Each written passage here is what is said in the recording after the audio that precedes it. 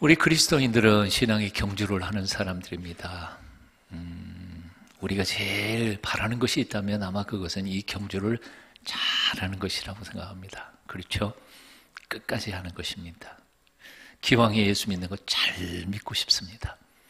그러자면 어떻게 하는 것이 좋을까? 지지난주부터 지금 3주째 같은 말씀 나누고 있습니다. 신앙의 경주를 잘하기 위해서 첫 번째 우리는 무엇보다 경주를 방해하는 것들을 다 벗어버려야 합니다. 무엇보다 벗어야 할 것은 바로 죄입니다. 죄는 우리의 인생의 경주를 가장 강력하게 방해하는 장애물입니다.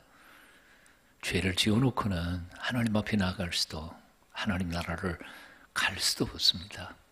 죄 문제 먼저 하나님 앞에 해결하십시오. 죄책감에서부터 자유하십시오. 십자가 앞으로 나아가십시오. 우리의 경주를 방해하는 것은 죄만이 아닙니다.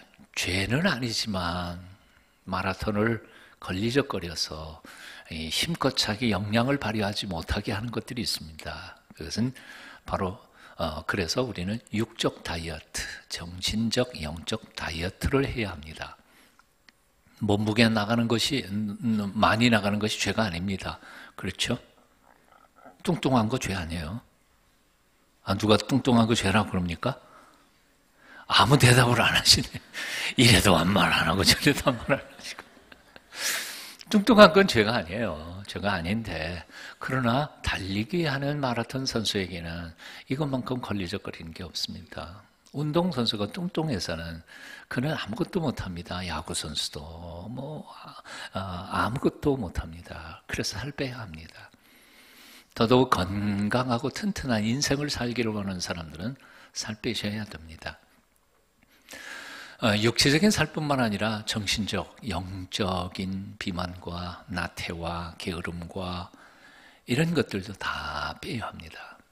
우리가 신앙의 경주를 잘하기를 원하는 사람이라면 그래서 영적으로든 육적으로든 죄든 죄가 아니든 간에 가장 간편한 목적으로 자신의 최선을 다해 달릴 수 있어야 합니다. 그래서 첫 번째 얘기는 이렇게 정리할 수 있습니다. 심플하게 살자는 거죠. 단순하게 살아야 돼요. 너무 욕심 부려서 안 됩니다. 두 번째 주에 우리가 묵상했던 것은 예수 그리스도를 바라보자는 것입니다. 예수님은 이 믿음의 경주를 시작하신 분이시고 완성하신 분이십니다. 그리고 이 믿음의 왕국을 건설하신 그 왕국의 성주이시자 개척자이십니다. 그분은 이 경주의 알파요 오메가입니다. 궁극적 목표이고 또한 이 경주를 하는 방법을 기록한 아주 구체적인 마라톤의 매뉴얼이시기도 합니다. 가장 지혜로운 인생의 가이드이십니다. 그러므로 오늘 매 순간 그분을 바라보아야 합니다. 그분을 바라볼 때 우리는 이 믿음의 경주를 끝까지 잘 달려갈 수 있습니다. 세 번째, 오늘 여러분과 나눌 말씀입니다. 길이 참으신 주를 생각하라 하는 것입니다. 길이 참으신 주님의 인내를 깊이 생각하라. 오늘 3절 같이 읽어보십니다. 너희가 피곤하여 낙심하지 않기 위하여 죄인들이 이같이 자기에게 거역한 일을 참으신 일을 생각하라. 생각하라. 한번 따라해 보시겠습니다. 벗어버리라. 바라보라. 생각하라.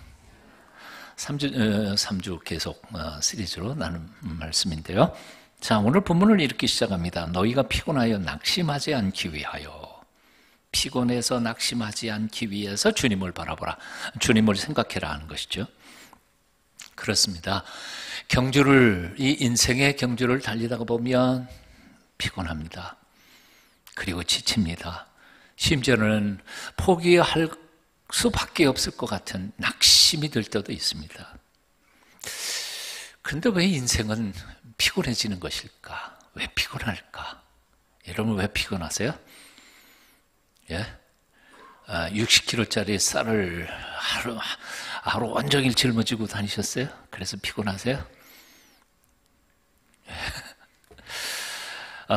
인생이 피곤해지는, 특별히 현대인들이 피곤해지는 몇 가지 이유가 있다고 그래요. 첫 번째는 지나친 욕심 때문에 피곤합니다. 능력 이상 오르려고 하고, 능력 이상 가지려고 하고, 능력 이상 박수 받으려고 하고, 그러니까 피곤해지는 거죠. 자기 능력까지만 하면 괜찮아요. 그건 재미있어요. 근데 능력보다 부치게 하려고 하니까 피곤해지는 겁니다. 두 번째로요, 지나친 경쟁심 때문에 피곤해집니다. 한번 따라해 보시겠습니다. 뱁새가 황새 따라가려면 가랑이 찢어진다. 뱁새가 어느 새인지 아세요? 제일 조그만 새. 벌새 빼놓고 제일 조그만 새라고 그래요. 네, 황새가 얼마나 다리가 깁니까? 근데 그 조그만 뱁새가 그 황새를 따라가려니 그 얼마나 힘들겠어요. 가랭이가 찢어질 수밖에 없는 거지요. 자신의 능력은 생각하지도 않은 채 옆에 있는 사람과 경쟁심에 의해서 한번 해보겠다고 따라가 보겠다고 그러다가 보니까 인생이 얼마나 피곤하겠냐 하는 거죠. 세 번째는 주위 환경 때문에 피곤하고 인생 그 자체가 피곤하기도 합니다. 삶의 여러 가지 환경과 조건이 우리를 피곤하게 만듭니다. 삶의 마음대로 뜻대로 되지 않을 때 우리는 피곤해질 수밖에 없습니다. 그리고 네 번째는 때로는 사람들이 우리를 피곤하게 만들기도 합니다. 옆에 있는 사람이 여러분을 피곤하게 만드십니까? 떨어져 앉으세요. 글들 보니까 참 재미있는 글들이 있더라고요. 나를 피곤하게 만드는 사람 5가지 유형. 궁금하세요? 찾아보세요. 이런 것도 있어요. 남자를 피곤하게 만드는 여자 5가지 유형. 여자를 피곤하게 만드는 남자 5가지 유형. 궁금하시죠? 다 찾아보세요. 그런 것까지 얘기할 시간은 없으니까요. 참 결론적으로 사람을 피곤하게 만드는 사람이 있어요. 5번째 가장 핵심적인 것은 나 자신도 나를 피곤하게 만든다는 거예요. 근데 어쩌면 심리학적으로 혹은 정신적으로 말하면 내가 나를 가장 피곤하게 만들어요.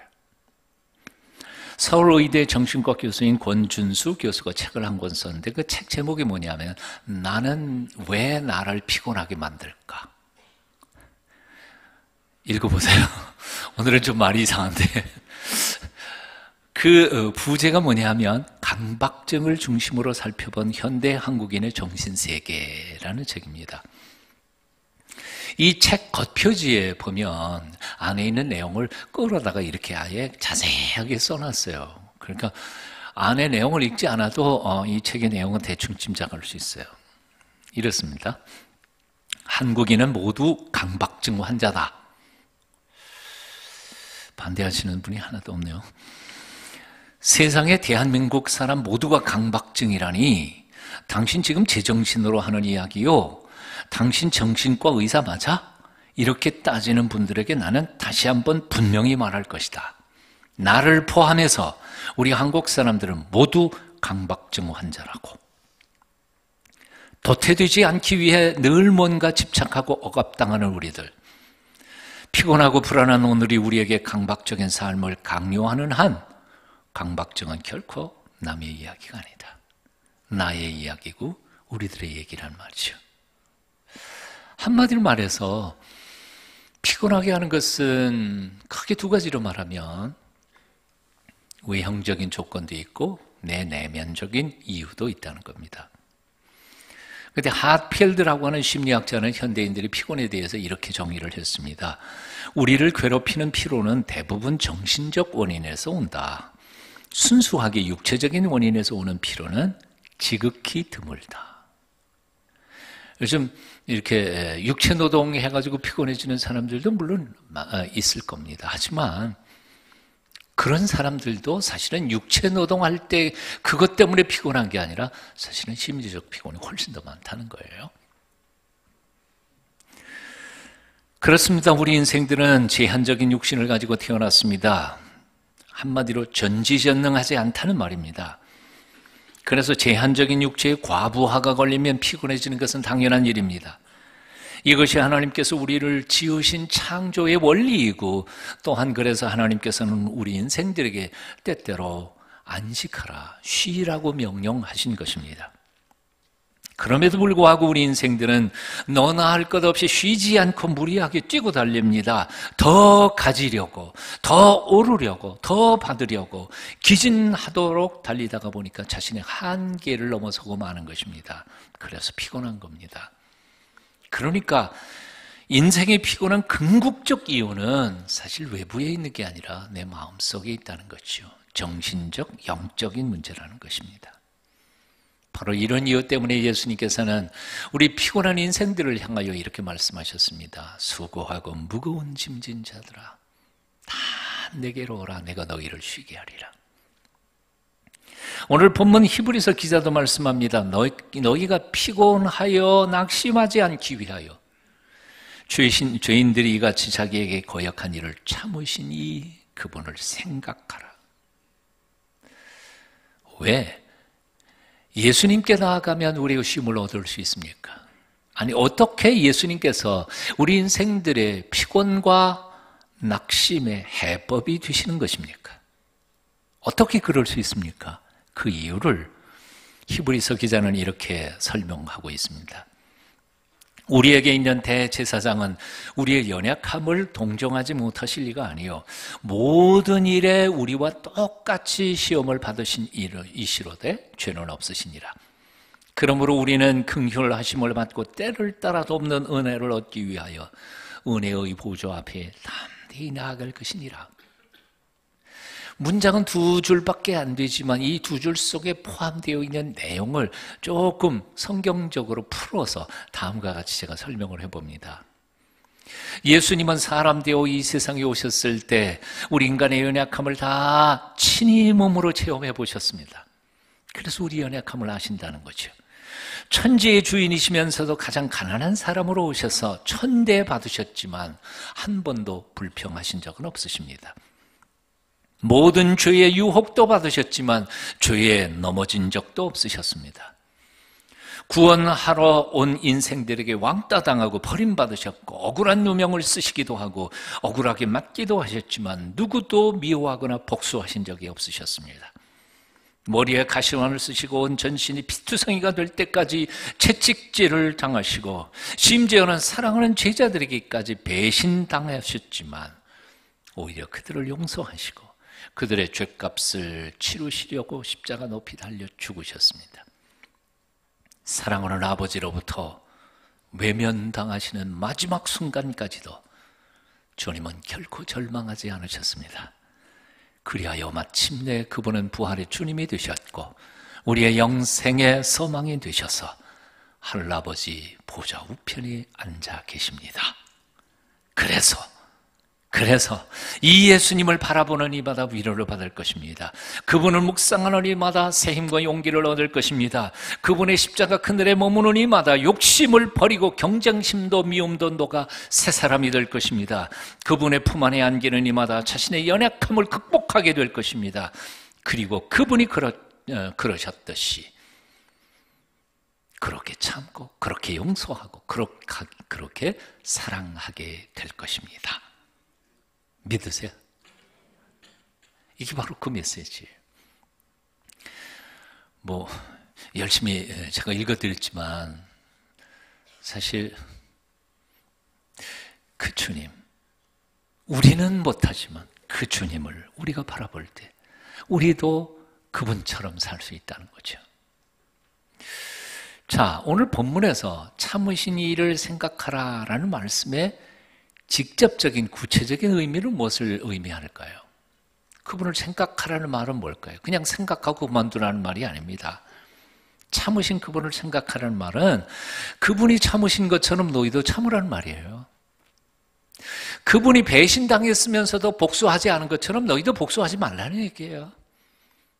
그분이 십자가에 못 박혀 죽으시면서도 자기를 못 박는 자들을 용서하시고 그들을 위해서 축복하셨던 것처럼 그분을 깊이 묵상하고 그분을 생각하라는 말은 너희도 그렇게 축복하고 그리고 사랑하라는 말이에요. 그런데 사실 이것은 저희들에게는 거의 불가능한 얘기예요. 우리가 어떻게 그렇게 할 수 있어요? 우리는 그런 사람들이 아니에요. 예수님께서는 하나님이시니까 그럴 수 있겠지만 우리는 그럴 수가 없어요. 근데 그럴 수 있다는 거예요. 왜? 그분을 생각하면, 그분을 깊이 생각하고 그분이 우리 속에 임재하여 우리의 삶 속에서 구체적으로 그분이 우리의 삶을 살아가기 시작하는 순간 우리도 그분처럼 참을 수 있고 그분처럼 인내할 수 있고 그분처럼 사랑할 수 있고 그분처럼 용서할 수 있다는 말이에요. 그래서 우리는 그분을 바로 우리의 힘으로 인정하는 거예요. 고백하는 거예요. 예수를 깊이 생각하는 것은 바로 그분이 우리 몸속에 들어오셔서 우리의 피와 살이 되고 힘이 되시는 것, 고백하는 행위예요. 예수님은 참으로 수고하고 무거운 짐진 자들을 쉬게 하시는 분이시기 때문입니다. 욕심으로 경쟁심으로 피곤하고 사람들에게 지치고 심지어 자신에게조차 절망한 사람에게까지도 예수님 그분은 희망과 용기와 힘을 주시는 분이시기 때문에 우리도 예수님 따라 그렇게 가능하다는 것입니다. 한번 따라해 보십시오. 예수는 나의 힘이요. 내 힘으로는 안 돼요. 그러나 주님이 주시는 힘으로는 가능해요. 예수님은 나의 능력이십니다. 예수님은 나의 사랑이십니다. 내 사랑이 아니에요. 주님의 사랑으로 사랑할 수 있어요. 내 용서가 아니에요. 주님의 용서로 용서할 수 있어요. 그래서 우리는 찬송 부를 때 늘 그렇게 고백하지 않아요. 예수는 나의 힘이요 내 생명 되시니 구주 예수 떠나 살면 죄 중에 빠지리.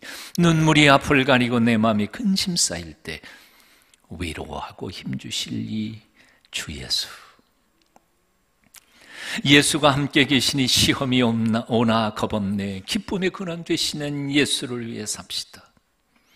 내 모든 시험 무거운 짐을 주 예수 앞에 하려면 근심에 쌓인 날 돌아보사 내 근심 모두 맡으시네. 따라해 보시죠. 내 근심 모두 맡으시네. 요즘 삶이 피곤하십니까? 너무 힘듭니까? 숨가쁘게 달리다가 지쳐버리셨습니까? 십자가에 높이 달려 죽어가신 사랑의 주님을 깊이 생각해 보십시오. 그분이 당하신 고통과 시련과 인내와 오래 참으심을 깊이 생각해 보십시오. 그리고 그분께 솔직히 아뢰십시오. 죄짐 맡은 우리 구주 어찌 좋은 친구인지 걱정 근심 무거운 좀 우리 주께 맡기세. 주께 고함 없는 거로 복을 받지 못하네.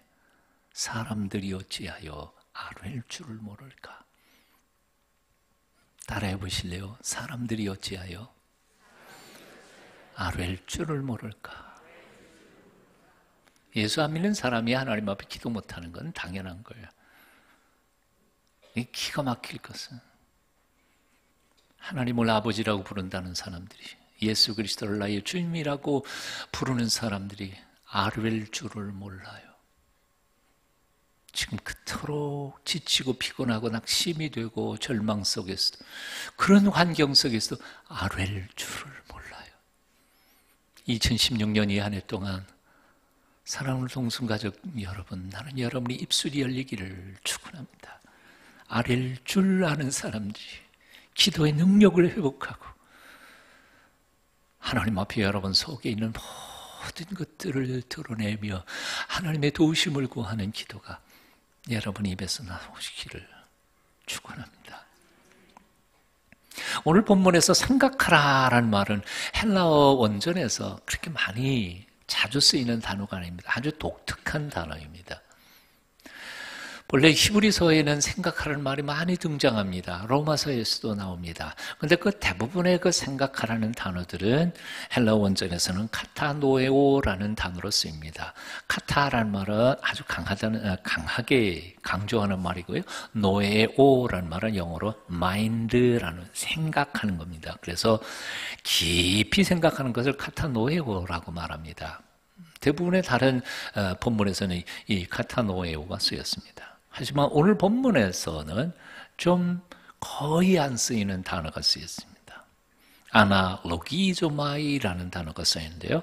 아나라는 말은 again and again 그런 거예요. 다시. 그래서 이것은 어떻게 번역이 되냐면 아주 정확하게 라는 뜻도 있습니다. 로기조마이란 말은 count 하는 겁니다. 계산하는 겁니다. 저울에 따라서 어느 쪽이 기우는지를 잘 측정하는 겁니다. 비교하는 것입니다. 그러니까 이 단어를 직역하면 뭐냐면 잘 비교하라는 뜻입니다. 잘 계산해보라는 것입니다.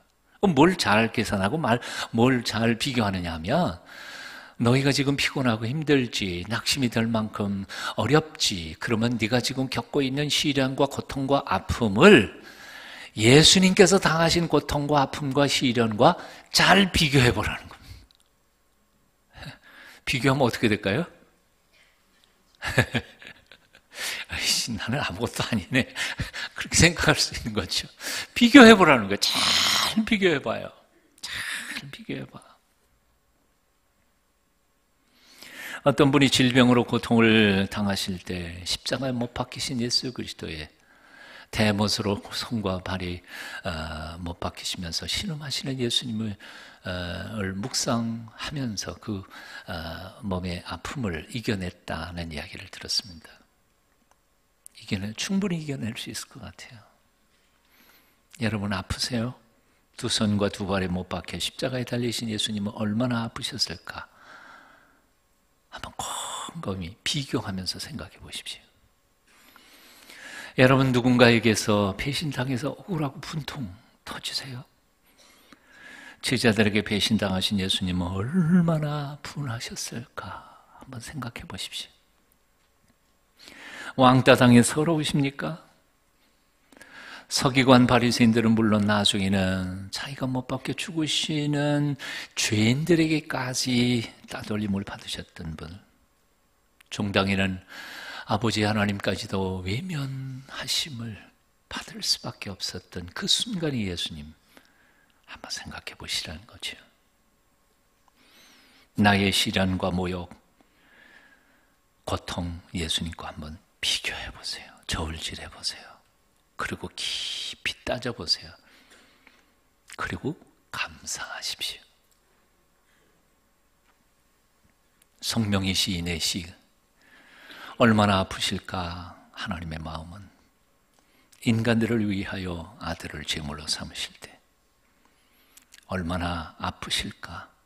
주님의 몸과 마음은 사람들을 위하여 십자가에 달려 제물을 드실 때 얼마나 아프실까. 하나님의 가슴은 독생자 주셨건만 인간들 부족하다 원망할 때 얼마나 아프실까. 주님의 심령은 자신을 주셨건만 사람들 부인하며 욕할 때 곰곰이 생각해 보십시오. 지금 당하는 시련과 고통과 역경 능히 이겨낼 힘을 하늘로부터 받으시게 될 것입니다. 자, 어떻게 예수님을 깊이 생각할 수 있을까? 구체적인 우리의 삶 속에서 말이죠. 지난 2000년 동안 우리의 선배들이 해왔던 두 가지 비결을 오늘 소개하려고 합니다. 그것은 둘 다 기도입니다. 첫 번째, 예수 기도, 호흡 기도라는 기도입니다. 예수여 나를 불쌍히 여기소서 하고 예수님을 부르기 때문에 예수 기도라고 이름 붙여졌습니다. 숨을 내쉬면서 예수여, 그리고 들이마시면서 나를 불쌍히 여기소서 하고 기도하기 때문에 그래서 호흡처럼 기도하는 것이고, 내뿜을 때 주님을 부르고 들이마실 때 기도를 하는 아주 간단한 기도이기 때문에 이것을 호흡 기도라고 합니다. 그리고 이것은 시간이 많이 걸리지 않고 그냥 1초, 2초 만에 하나님 앞에 드릴 수 있는 기도, 그래서 순간 기도라고도 합니다. 이것은 동방정교회 전통으로 수천 년 동안 이어온 것이고, 지금도 그 러시아 정교회 혹은 동방정교회, 그리스 정교회 교인들은, 성도들은 다 일상생활 속에서 하고 있는 기도입니다. 끼리에 엘레이종, 끼리에 엘레이종, 중세 때 불렀던 이 기도가 그대로 호흡 기도였던 거죠. 나는 2016년 이 한 해 동안에 이 기도를 여러분의 삶 속에서 구체적으로 익혀가고 습관으로 훈련해 가셨으면 좋겠습니다. 사무실에서 힘들 때, 정말 너무 지치고 힘들어 답답할 때, 갈 길 막막한 순간에, 운전을 하다가 피곤할 때 잠깐만이라도 날 사랑하셔서 기꺼이 십자가에 못 박혀 죽으신 예수 그리스도 그분을 마음의 눈을 열고 바라보면서 예수여 나를 불쌍히 여기소서. 오래 걸리지 않아요. 저는 그래서 이 기도를 비유가 정말 옳지는 못해요. 그렇지만 비유가 적절하지는 않지만 이 비유는 꼭 맞는 것 같아서 할 수 없이 이 비유를 들어요. 담배 피우는 사람들이 담배 한 대 피우는 것처럼, 직장 생활할 때 상사한테 꾸중 팍 들잖아요. 그러면 담배 피우는 사람 같으면 그 스트레스 어떻게 풀어요? 같이 싸울 수는 없잖아요. 그러니까 슬그머 일어나서 화장실 가는 척하고 화장실 가가지고 담배 한 대 탁 펴서 그러면 거기에 뭐예요? 그동안 받았던 그 스트레스, 완한, 그냥 욕하고 싶은 것, 입에다, 그런 스트레스가 풀리는 것 같잖아요. 저 담배 안 피워봤어요. 몰라요. 그런데 느낌이 그렇다는 얘기예요. 담배 못 끊으신 분은 또 이 예배 시간에 갑자기 더 담배 피우고 싶은 생각 드시겠네요. 이 담배 피우는 사람이 심정이에요. 근데 담배를 한 대 피우면 그 순간은 안정되는 것 같아요. 니코틴 효과가 있으니까요. 그리고 마음의 위로도 되고요. 근데 그거는 잠깐이에요. 그래서 그 잠깐의 만족 혹은 위로를 얻기 위해서 또다시 피워야 돼요. 그래서 어떤 사람은 하루에 3갑씩 4갑씩 피운다고 그러잖아요. 그래도 결국 효과는 없어요. 결국 마지막 결론은 뭐예요? 몸이 망가져버리고요. 폐암으로 죽을 수밖에 없죠. 하지만 이 담배 한 개 피보다 훨씬 더 놀라운 진정한 참된 평화를 경험할 수 있는 비법, 예수 기도. 한번 따라해 보십시오. 주님 나를 불쌍히 여기소서. 앞길이 막막해가지고 어디 갈지 알지 못하는 그 순간에는 이렇게 말할 수 있어요. 예수님 나를 인도하소서. 중보 기도도 할 수 있어요. 복잡하고 길게 시간 내야만 기도하는 거 아니에요. 사랑하는 주님 내 딸을 이끌어 주소서. 중보 기도. 예, 다시요. 여러분 하고 싶은 중보 기도 그냥 섞으세요. 저는 그거 할 테니까. 주님 내 남편을 살려주소서. 병실에서요. 그럴 수도 있잖아요. 주님 도와주소서. 얼마든지요. 중언부언 기도할 필요 없어요. 하나님은 나의 짧은 기도, 그러나 깊은 믿음의 기도를 하나님이 응답하여 주신 줄 압니다. 그래서 이 기도를 어떤 사람들은 화살 기도라고도 표현해요. 화살처럼 작지만 꼭 박히거든요. 하루에 10,000번 똑같은 기도를 해도 좋아요. 왜요? 그 마음 중심으로 주 앞에 올려드리는 기도니까요. 매 순간 예수님을 생각하며 주신 약속을 믿고 주님 내게 평안을 더하소서 기도하는 사람은 하늘의 평안을 경험할 것입니다. 도우시는 영적 파워를 순간순간 얻게 될 것입니다. 이사야 40장 31절에 있는 말씀처럼 새 힘을 얻을 것입니다. 다름박질하여도 건비치 않을 것이고 달려가도 피곤치 않을 것입니다. 첫 번째, 그 짧은 기도와 그 짧은 시간 동안에 우리 예수님을 만나고 그분을 묵상하는 방법입니다. 두 번째 방법이 있습니다. 묵상기도, 관상기도, 침묵기도, 쉼기도, 하도 많은 이름으로 붙여진 기도의 방법입니다. 보통 우리가 익숙한 기도는 통성기도입니다. 강청기도입니다. 금식기도입니다. 이런 기도들을 가리켜서 흔히 능동적, 주도적 기도라고 말합니다. 누가 능동이냐면 내가 능동이고 하나님은 수동이에요. 내가 주도적이고 하나님은 그냥 들으시는 것이죠. 이런 기도는 제목을 정해놓고 하나님 앞에 매달려 따내는 기도입니다. 하나님을 설득해서 내 뜻을 관철시키려고 하는 약간은 강요가 들어있는 의도가 많습니다. 예수님의 기도 중에도 이런 기도 부분이 있습니다. 겟세마네 동산의 예수님의 기도 중에서 아버지여, 할 수만 있거든 이 잔을 내게서 옮기시옵소서. 강청 기도입니다. 예수님께서 이런 기도를 하셨으니까 이 기도가 틀린 거 아닙니다. 때때로 우리는 이런 기도를 할 필요가 있습니다. 그리고 이런 기도를 통하여 우리는 기적을 체험하기도 합니다. 하지만 이런 기도는 비상시 기도입니다. 항상 구하는 것은 아닙니다. 왜냐하면 하나님의 뜻을 분별하며 하나님의 뜻과 내 뜻이 맞을 때에만 응답될 것이기 때문에 그렇습니다. 이런 기도와는 달리 다른 기도가 있습니다. 묵상기도, 침묵기도, 관상기도입니다. 이런 기도를 가리켜서 수동적 기도라고 말합니다. 우리는 수동적으로 하나님이 그 기도에 동참하셔서 하나님이 우리에게 당신의 뜻을 보여주시는 기도입니다. Meditative Contemplative Prayer라고 표현합니다. 겟세마네 동산에서 예수님께서 내 뜻대로 마옵시고 아버지의 원대로 하옵소서 하고 하나님 아버지의 뜻에 하나님께 다 맡겨드리고 그 뜻 이루어 가기를 기다리는 기도, 이 기도입니다. 하나님을 설득해서 뭘 뜯어내려고 하는 기도가 아니라, 내 뜻을 하나님께 강요하는 기도가 아니라, 나를 온전히 사랑하시고 내게 가장 좋은 것을 나보다 더 잘 아시는 하나님께 맡겨드리고 그분의 인도하심에 조용히 기다리는 기도입니다. 강청기도, 내 뜻을 관철시키려는 기도는 때로는 우리를 너무 지치게 합니다. 피곤하게 만듭니다. 하지만 하나님의 뜻이 내 속에 온전히 이루어지기를 기도하는 이 수동적 기도는 사랑의 아버지 하나님 품속에서 온전한 쉼을 얻는 기도입니다.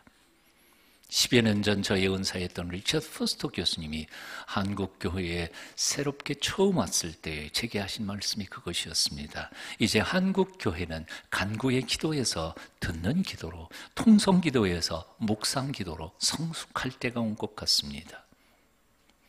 그래서 우리는 5년 전서부터 월요일 저녁, 화요일 저녁, 목요일 저녁, 금요일 저녁 1년에 4번, 일주일에 4번씩 바로 이 기도를 훈련하고 있습니다. 배우는 겁니다. 처음 쉼 예배, 쉼 기도에 온 사람들은 엄청나게 방황합니다. 당황합니다. 뭐 이런 게 다 있나? 그러나 그걸 배우셔야 합니다. 그 쉼 기도를 통하여 하나님이 우리에게 베풀어 주시는 능력, 하나님의 거룩하신 뜻을 분별하는 지혜, 하늘로부터 내리시는 힘을 얻습니다. 사랑하는 여러분, 2016년 이 한 해에는 쉼 기도를 배우실 수 있기를 바랍니다. 쉼 기도 속에서 우리와 임재하여 계시는 주님을 만날 수 있게 되기를 바랍니다. 그분을 깊이 묵상할 때 부어주시는 그 능력을 받기를 원합니다. 어떤 분들은 그래요. 목사님, 우리 그럴 시간 없어요. 너무 바빠요. 그래요? 몸이 피곤할 때 목욕탕 가가지고 몇 시간이 쓰세요? 대답을 못 하시네요. 우리 남자들은 목욕탕에 오래 못 있어요. 저는 대표적으로 목욕탕 들어가면 30분이면 나와요. 목욕탕 가면 여자들은 한 3시간, 기본 4시간도, 와, 목욕탕에서 어떻게 5시간을 뭐 하고 있는지 몰라요. 마음이 컬컬하고 답답하고 사업이 안 되고 그럴 때 사업가들은 되게 등산하더라고요. 산에 올라가면 몇 시간 걸려요? 하루 종일 걸리지 않아요. 그것도 모자라니까 2박 3일씩 저기 이 산 저 산 오르락내리락 하는 사람들이 있더라고요. 믿지 않는 사람들이 마음속이 컬컬하면 어디로 가죠? 술집 가면 몇 시간이에요?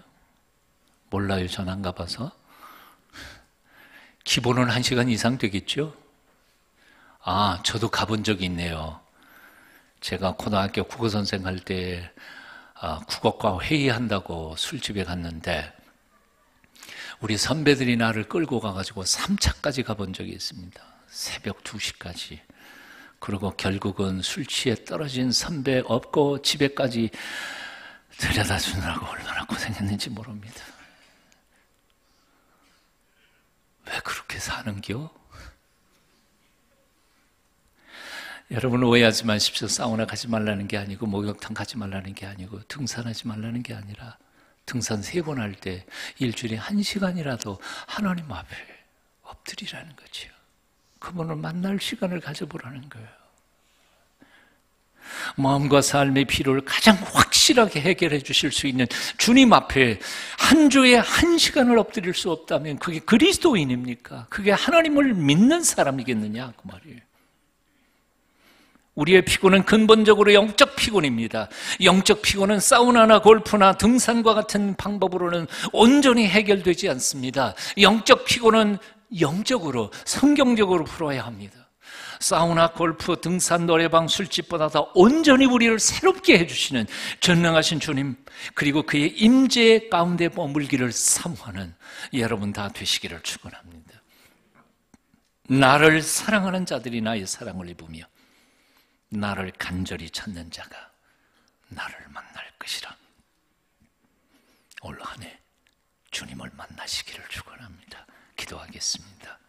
우리를 사랑하시되 죽도록 사랑하신 주 예수님, 한 번밖에 못 사는 인생을 건성으로 살지 않도록 우리를 도와주시옵소서. 피곤하고 지친 인생길 구비구비마다 주님 바라보게 하시고 주님을 깊이 생각함으로 새 힘, 새 용기, 새 꿈받아 힘차게 이 길 달려가도록 우리를 붙잡아 주시옵소서. 예수님 이름으로 기도합니다.